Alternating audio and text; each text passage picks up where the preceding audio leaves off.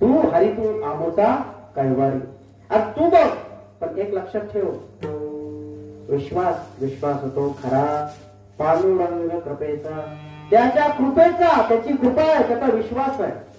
आणि अशा प्रसंगी जमाईनं सूर रचलेला आहे. आता हे सगळ्यांनी पकडलेलं सोनं सिद्ध झालेलं आहे, सोळावर जणायला द्यायला घेतलेला आहे. हात जोडले, डोळ्यातून घळघळ अश्रू आहे. मरणाला भिणारे संत नसतात. मरण माझे मरून गेले अवघा झालो अमर. मरण नाही कसला. मग मी भीते कशाला भगवंता. ही जरी आहे ना, ही जरी पांडुरंगाची होती, हे सगळ्यांना माहिती आहे. आज ही चोरी कुणी केली, खरी की खोटी, मला नाही माहिती, पण तुझ्या भक्ताची बदनामी होईल. तुझ्या लेखा बघा, पंच पक्वानाचं जेवण वाढलेल्या पंक्ती आहेत. महालक्ष्मी जेवण आहे, आणि तिथे माय सवाष्णबाई म्हणून बोलवलेली आहे, तिच्या बरोबर छोटस लेकरू आहे. पंक्तीला सगळे पंच पक्वान्न वाढले जातात. श्रीमंताच्या घरचं जेवण आहे. आणि मग पंक्तीचा विधी. आता लहान मुलांना कसला विधी, कसला कायदा, कसलं ज्ञान, कसलं काही नसतं. मिळालेला पदार्थ छान आहे, आवडला, खाल्ला, संपला विषय. प्रसाद असणं नसणं प्रोटोकॉल हे शहाण्या लोकांची काम आहे, बालकाला माहिती नसतं.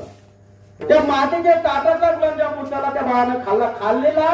त्या पंक्तीची जी मालक होती त्या बाईनं बघितला, छटकन त्या बाळाच्या तोंडात मारला. का?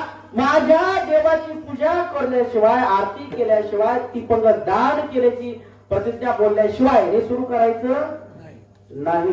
ही माझा प्रोटोकॉल होता. खरी माय स्वाभिमानी असते. बाळाच्या तोंडात मारल्याबरोबर तोंडातला गुलाबजाम घेऊन खाली टाकला. आहे त्या पंक्तीचं ताट सोडलं. तुझ्या जेवणाचा, तुझ्या देवाचा सगळ्याचा धिक्कार करते, ही माय असते.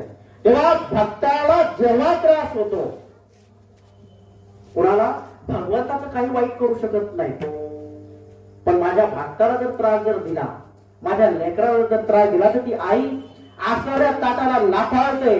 तुझ्या घरची तू श्रीमंत आहेस. माझ्या मुलाचं अंतकरण, त्या मातेचं अंतकरण बघा, खऱ्या आईचं अंतकरण हेच देव आणि भक्तांचं अंतकरण असतं. विठ्ठल विठ्ठल.